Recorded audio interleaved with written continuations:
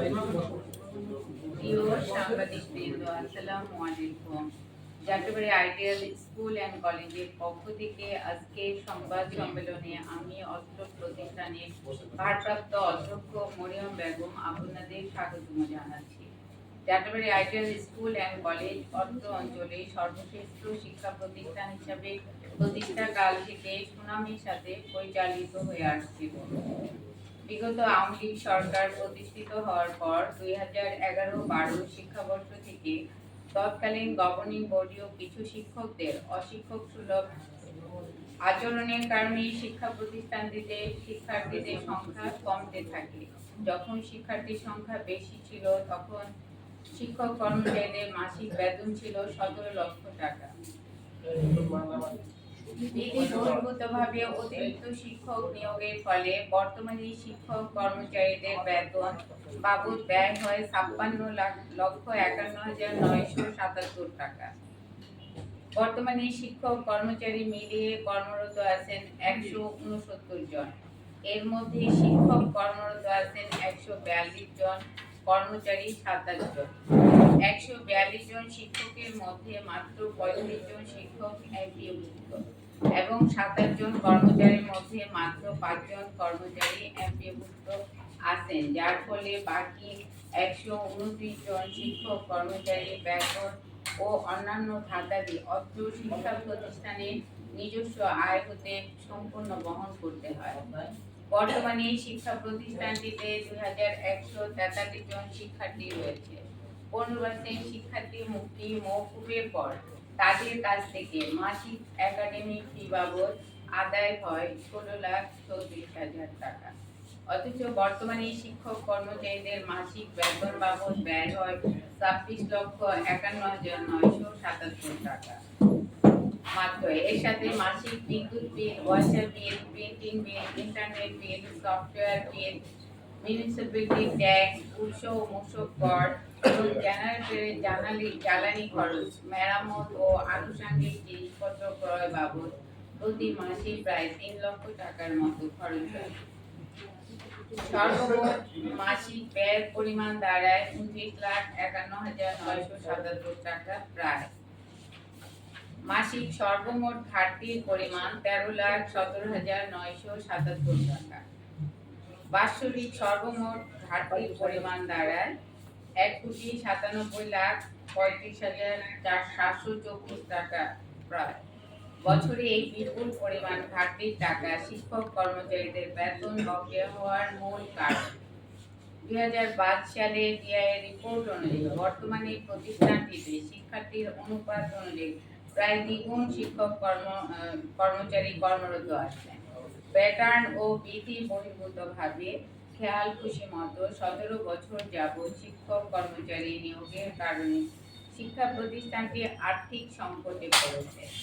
প্রতি বছর 3-4 মাস করে শিক্ষক কর্মচারীদের বেতন বকেয়া হওয়ার কারণে বর্তমানে 13 মাস বেতন বকেয়া হয়েছে।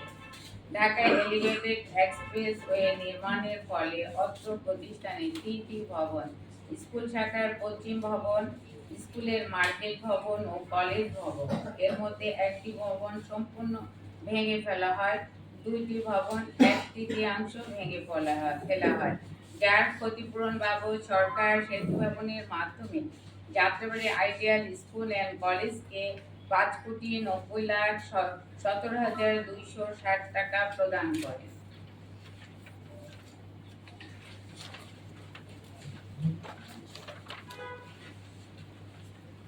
ওই ক্ষতিপূরণের অর্থ থেকে শিক্ষক কর্মচারীদের 9 মাসের বকেয়া বেতন, 2টি উৎসব ভাতা প্রদান করা হয়। ক্ষতিগ্রস্ত 2টি ভবন, স্কুলের পশ্চিম ভবন, কলেজ ভবন সংস্কার ও মেরামত করা হয়।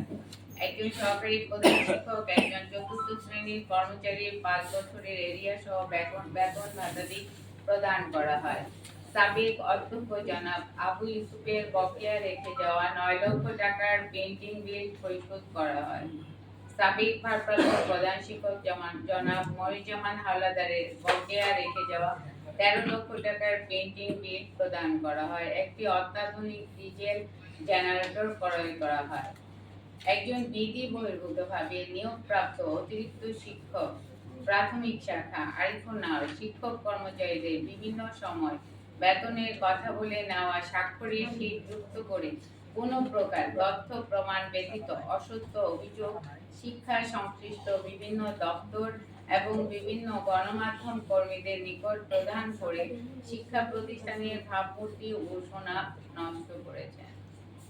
প্রিয় সাংবাদিক ভাই ও বোনেরা, আমি মরিয়ম বেগম গত 10ই নভেম্বর 2004 খ্রিস্টাব্দ তারিখে যাত্রাবাড়ি আইডিয়াল স্কুল অ্যান্ড কলেজে সহকারী প্রধান শিক্ষক পদে নিয়োগপ্রাপ্ত হয়ে অদ্যাবধি কর্মরত আছি।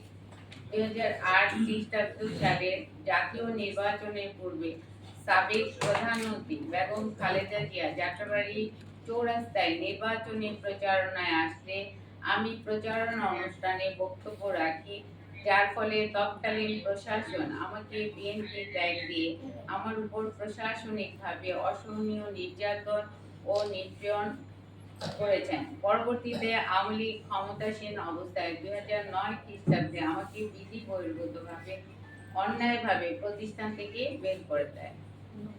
2013 সালে বিজ্ঞ আদালতের ন্যায়সঙ্গত রায়ের মাধ্যমে আমি আবার প্রতিষ্ঠানে পুনরায় যোগদান করি, কিন্তু 2010 সাল থেকে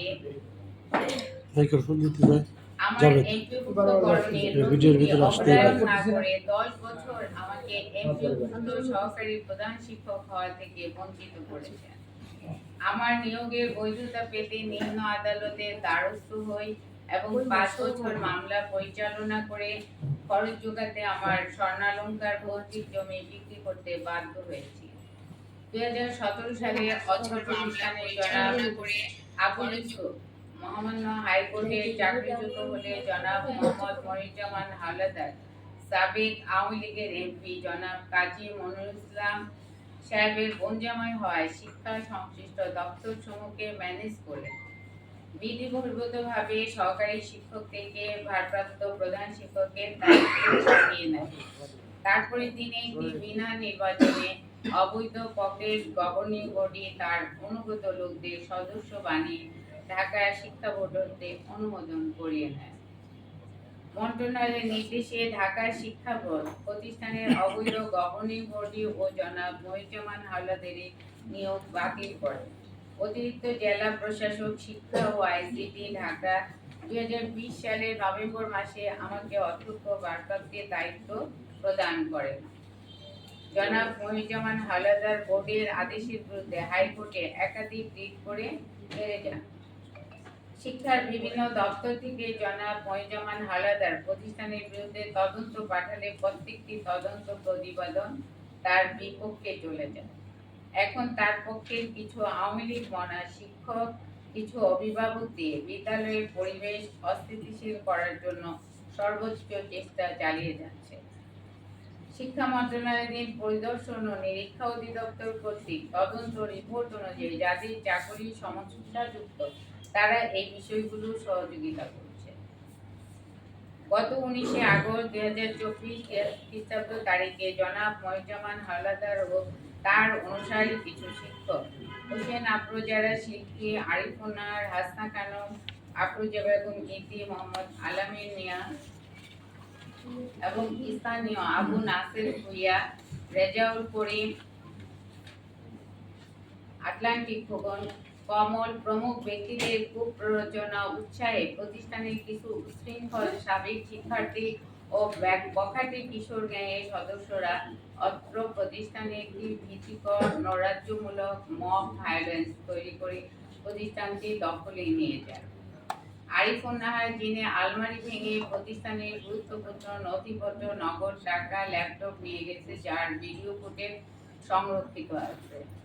হাসনা খানম যিনি 1 বছর যাবৎ আত্মহত্যার নাটক মঞ্চস্থ করে সামাজিক যোগাযোগ মাধ্যমে অনবরত পোস্ট করে আমাকে আতঙ্কে রাখছে। এই সমস্ত ঘটনা থেকে নিরাপদ থাকে আমি ঢাকা মেট্রোপলিটন পুলিশ যাত্রাবাড়ি থানায় একাধিক সাধারণ ডায়েরি করেছি। জনাব মোহাম্মদ মনিরুজ্জামান হাওলাদার ও তার অনুসারী শিক্ষক ও স্থানীয় আওয়ামী স্বার্থান্বেষী মহল আমার ও প্রতিষ্ঠানের বিরুদ্ধে পরিকল্পিতভাবে বিভিন্ন ব্যক্তি সংস্থা অফিস আদালত গণমাধ্যমে বিভিন্ন ধরনের অপপ্রচার প্রোপাগান্ডা চালাচ্ছে, যার তদন্ত করে বিভিন্ন শিক্ষা সংশ্লিষ্ট দপ্তর কোনো সত্যতা পান নাই।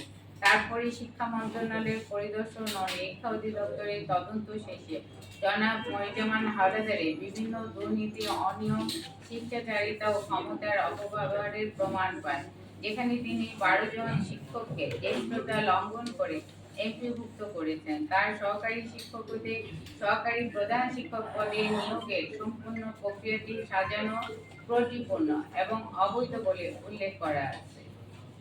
তার বিভিন্ন দুর্নীতির সত্যতা খুঁজে পায় প্রায় 24 লাখ টাকা, 1475 টাকা, 3,19,19,23,758 টাকা আত্মসাৎ করেছেন বলে উক্ত ডিআই রিপোর্টে উল্লেখ রয়েছে। জনাব মনিরুজ্জামান হাওলাদারকে সহকারী প্রধান শিক্ষক পদ হতে চূড়ান্ত অব্যাহতি প্রদান করার সিদ্ধান্ত গৃহীত হয়েছে, যার বাস্তবায়ন প্রক্রিয়াধীন অবস্থায় আছে। কিন্তু তার অপতৎপরতা, অপপ্রচার, প্রোপাগান্ডা ছড়ানো বন্ধ হয়নি। শুধু তিনি নন, তার কিছু অনুসারী শিক্ষকরাও এই সমস্ত কাজে লিপ্ত এবং তারা জনাব মোহাম্মদ মনিরুজ্জামান হাওলাদারকে সহযোগিতা করছে। আমার এবং অস্ত্র প্রতিষ্ঠানের বিরুদ্ধে আর্থিক দুর্নীতির যে অভিযোগ করা হয়েছে তা সম্পূর্ণ মিথ্যা, বানোয়াট ও ভিত্তিহীন। আমি এর তীব্র প্রতিবাদ জানাচ্ছি।